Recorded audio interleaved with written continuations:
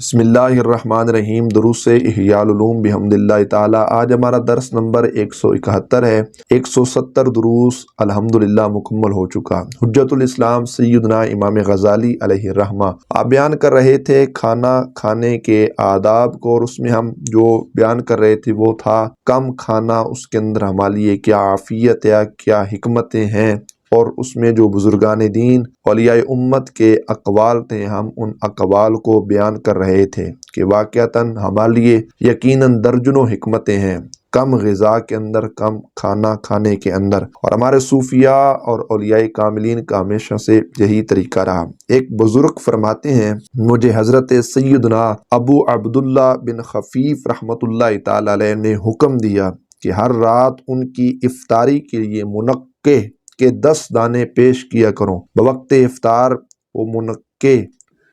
منقوں کا استعمال کیا کرتے تھے۔ تو وہ بزرگ کہتے ہیں ایک رات ترس کھا کر میں نے 10 کی بجائے وہ جو 15 منقع تھے وہ حضرت کی بارگاہ کے اندر پیش کر دیے۔ وہ ابو عبداللہ بن خفیف علیہ الرحمہ ان کی خدمت عالیہ کے اندر ان کو پیش کر دیا۔ تو آپ رحمت اللہ تعالی علیہ نے میری طرف دیکھا اور فرمایا 15 دانے لانے کا کس نے حکم دیا ہے؟ تو آپ رحمت اللہ تعالی علیہ نے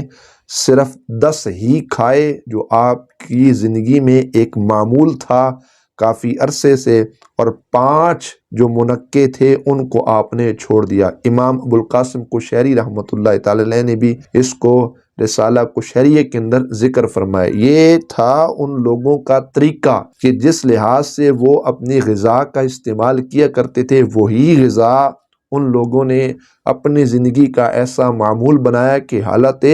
تو روزے کے اندر بھی بوقت افطاری انہوں نے وہ تھوڑی سی غذا کا ہی استعمال کیا، لیکن جو ایک سلسلہ ان کی زندگی میں چلا آ رہا تھا، وہ سلسلہ اور وہ نظام جس لحاظ سے وہ کھایا کرتے تھے، وہ ایک خاص مقدار جس لحاظ میں وہ کھایا کرتے تھے، اس مقدار میں انہوں نے کسی چیز کی زیادتی نہیں کی، اتنا ہی کھایا جتنا وہ کھا کر کثرت کے ساتھ اللہ رب العزت کی بارگاہ میں عبادت کر سکیں، اتنا ہی کھایا جتنا ان کو یقین تھا کہ وہ قوی انداز میں اس کی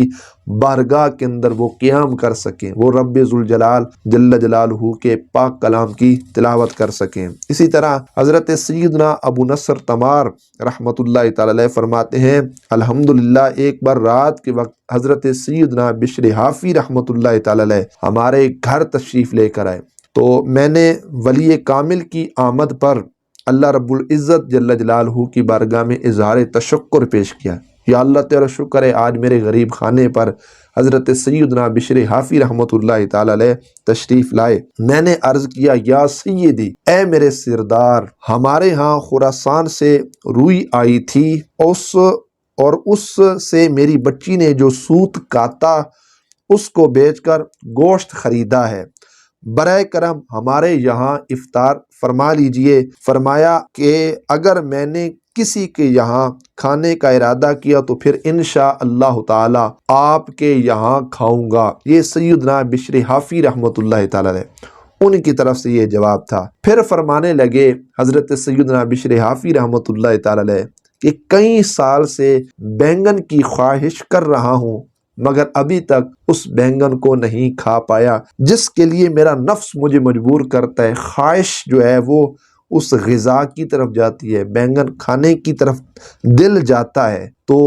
وہ کافی عرصہ ہو گیا ہے، بس خواہش ہی ہے لیکن میں نے اس کو استعمال نہیں کیا، میں نے اس کو نہیں کھایا۔ تو میں نے عرض کی یا سیدی، اے میرے سردار، اے بشر حافی رحمت اللہ علیہ، حسن اتفاق سے اس گوشت میں حلال کمائی کے بینگن ڈالے ہیں۔ صرف بینگن بھی تو کہا جا سکتا تھا لیکن حلال کی قید لگائی تاکہ اللہ کے وہ ولی ہیں، وہ صوفی بزرگ ہیں، ان کو اتنا یقین تھا کہ انہوں نے 7 لفظ حلال بھی کہا تاکہ وہ اس دعوت کو مزید قبول کریں گے اور خوشی بار اس کو کھا لیں گے، تناول فرمائیں گے۔ اللہ اکبر۔ جب یہ کہا نا کہ حلال کمائی سے بینگن بھی ڈالے ہیں تو حضرت سیدنا بشر حافی رحمت اللہ تعالی علیہ آپ نے فرمایا میں تو اس وقت بینگن کھاؤں گا جب کہ اس کی محبت میرے دل سے نکل جائے گی۔ اللہ اکبر۔ یہ انداز ہے صوفیاء کا کہ جس کی طرف ہماری خواہش جا رہی ہے، جس کی طرف ہماری تمنا جا رہی ہے، جس کی طرف ہمارا دل جا رہا ہے، جب محبت اس چیز کی میرے دل سے نکل جائے گی تو اس کے بعد میں اس بینگن کا استعمال کر لوں گا۔ اللہ اکبر،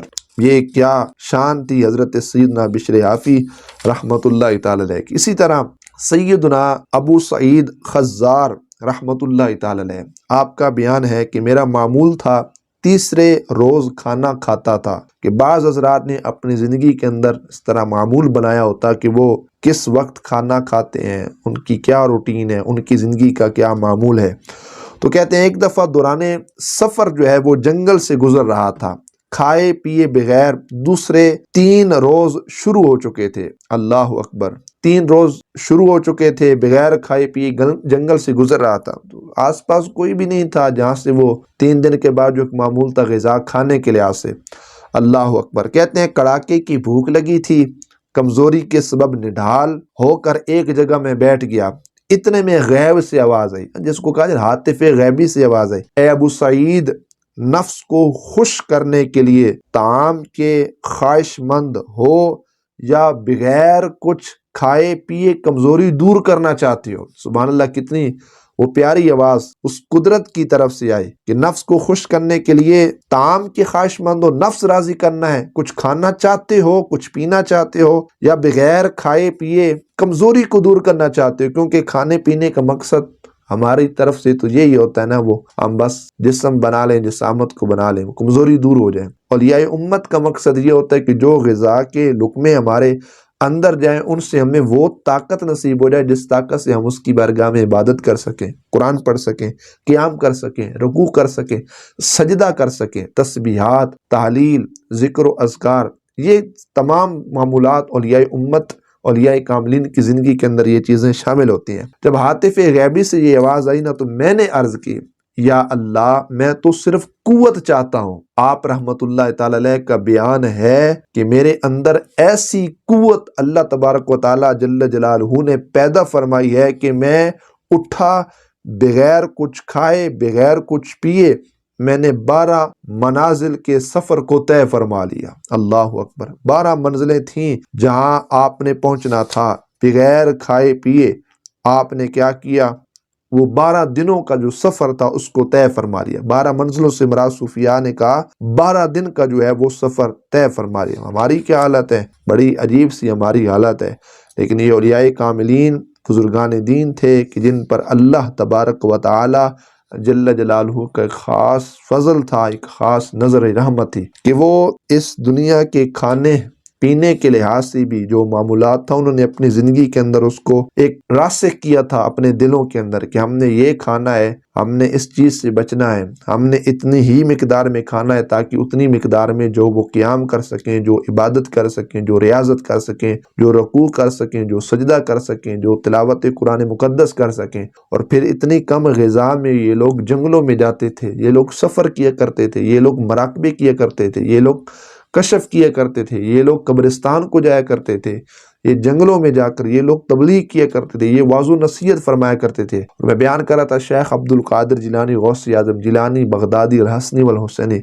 بغیر کھائے پیے زندگی کے بڑے دن گزار دیے، اور جب آپ خطاب فرمایا کرتے تھے ہزاروں کے حساب سے مجمع آپ کے سامنے بیٹھتا تھا، اور سیدنا امام الاولیاء شیخ عبد القادر جیلانی غوث اعظم جیلانی رحمۃ اللہ علیہ کی آواز کے اندر پھر اللہ کریم جل جلالہ نے وہ تاثیر رکھی، وہ مٹھاس رکھی، جس طرح آپ کا خطاب پہلا بندہ سنتا تھا بعینی ہی اسی طرح آپ کے خطاب کو آخری بندہ بھی سماعت کیا کرتا تھا، اور آپ کے وعظ و نصیحت میں بلا شک و شبہ اور بلا مبالغہ سینکڑوں لوگ ایسے جن کے مذہب اور ہوتے لیکن آپ کے بیانات میں اتنی تاثیر ہوتی کہ وہ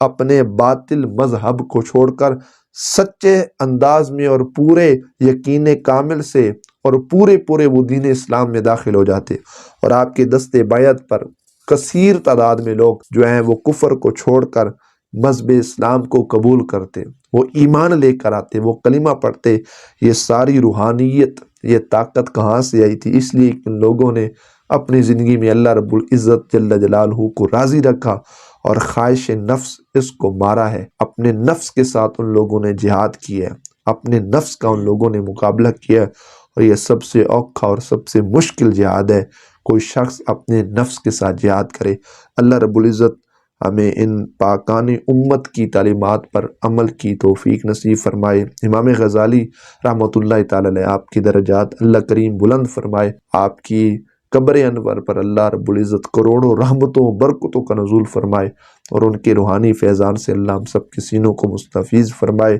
وآخر دعوانا ان الحمد للہ تعالی رب العالمین۔